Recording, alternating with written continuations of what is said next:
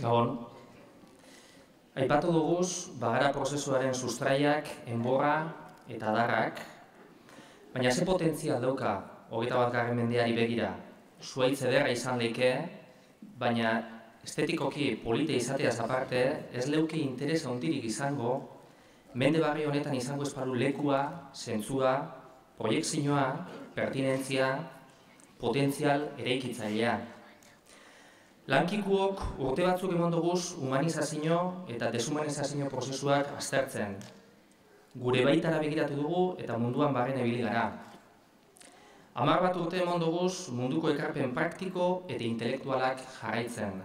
Soziologia, psikologia, evoluzioaren teoria, ekonomia, gaurko pentsamendu hildu aurreratuenak edo termodinamikaren legea. Hoiei eta beste askori begira egon gara. Eta gagoz. Eta egon beharko dugu baita be aurrerantzean. Eta ikusi dugu besteak beste, gaur bizi dugun krisi ekonomikoak, krisi ekologikoak, aniztasun kultural eta hizkuntzasuak munduan bizi duen krisiak, krisi psikologikoak, zentzu eta norabide krisi orokorrak, krisi energetikoak. Azken batean ikusi dugu gaurko krisi sistemikoa dan honek, ez daukalo irtenbiderik gizarte antolatuaren bidez espada besteak beste. 21. mendean ez da humanizazio biderik egongo, ez behintzat bide egokirik nerbio autoeratzailea indartzen espada. Herri antolatua beharko dugu etorkizunean, beste eragile publiko eta pribatuekin elkartasun estuan beti ere.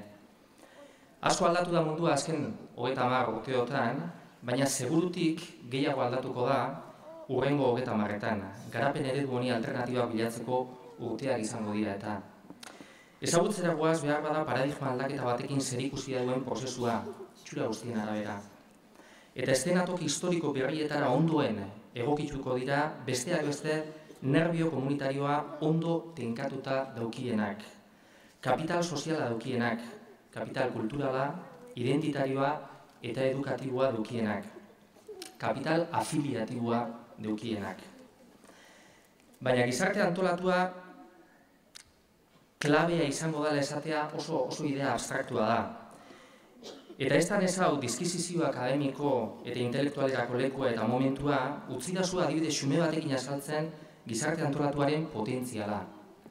Politika sozialeko adibide zehatz batekin saiatuko naz. Demagun jaitsi egin gura dugula bihotzak jota hiltzen diren herritarren kopurua. Dakizuenez, kopuru itzela da lehen mundu honetan. Espezialistek badakite bizia salbatu ahal izateko infartua izan, eta 6 minututan interbenitu behar dela. Zer egin? Neoliberal batek merkatuaren eskuetan itxiko leuke arazoa. Zerbitzu baten inguruan eskaera baldin badago, esango leuke, kompetentzia librea da modurik eraginkorrena eta merkeena behar izan hori asetzeko. Ostera, bere esperantza guztiak administrazio publikoan dituenak, esango leuke hainbat ambulantzia eroso beharko liratekeela, ambulantzietarako azpiegiturak modu estrategikoak eraiki behar direla hiri osoan, eta modu horretan garaiz iritsiko garela hiriko edozein puntutara eta gaixoa 6 minutu pasa horretik hartatuko dugu. Seattleen, Estatu Batuetan, dilema hori aztertu eben, eta konklusio honetara iritsi ziren. Bi eredu horiek daukie ideia bera oinarrian. Eredu antzekoa da, protagonistak aldatzen badiebe. Eredu motorizatua da, oso garestia azpiegituren ikuspegitik, eta edozein kasutan petrolio dependientea, besteak beste. Eta baten bati beste bide bat bururatu jakon, hau da, herritarrak formatzea lehen sorospenak, lehen auxilioak eman alizateko, ohiko zerbitzu medikoak etorri bitartean. Kasua eredu bihurtu da mundu osoan eta munduko unibertsitate aurreratuenetan aztertzen dabe arrezkero. Hau da, demagun, Seattleen bertan zagoza da, eta infartuak bertan atrapatu zaituela erremedio barik. Ba hori gertatzen baiatzu Seattleen, munduan beste ino baino probabilidade gehiago daukazu bizirik ateratzeko. Kontua da Seattleen, herritarren artean bitik batek badakiela lehen sorospenak, lehen auxilioak, zelan emon. Estatu Batuarrek jakintza hori geopolitikan aplikatzen espada bide. Seattleen ikastaro hori derrigorrez egin behar dozu, batxiliargoa lortzeko edo kotxeko karneta ateratzeko. Estatu Batuak ez dira osasungintzaren eredu. ez bakezaletasunaren eredu, bide batez esan da. Baina Seattleen heriotza kopurua itzel jaitsi da politika komunitario eta komunitarista horri esker. Eta bada besterik, nabarmen handitu da herritarren satisfakzioa, segurtasun sentsazioa, komunitatearen enpoderamentua eta elkar laguntzeko disposizioak sortzen dauen ongizate psikologikoa. Eredu hori ikuspegi guztietatik da askoz hobea. Osasunaren ikuspegitik eraginkorrena da, eta honena da ikuspegi psikologikotik, ikuspegi politikotik, ikuspegi sozialetik, lurraldearen antolamenduaren ikuspegitik, ikuspegi energetikotik, ikuspegi ekologikotik. Adibide txikia da, politika sozialari loturiko adibide xume eta txiki bat besterik ez, baina etorkizun ikuspegi handia dauka. Eta horregatik dago jakina munduko adibide onenen zerrendan.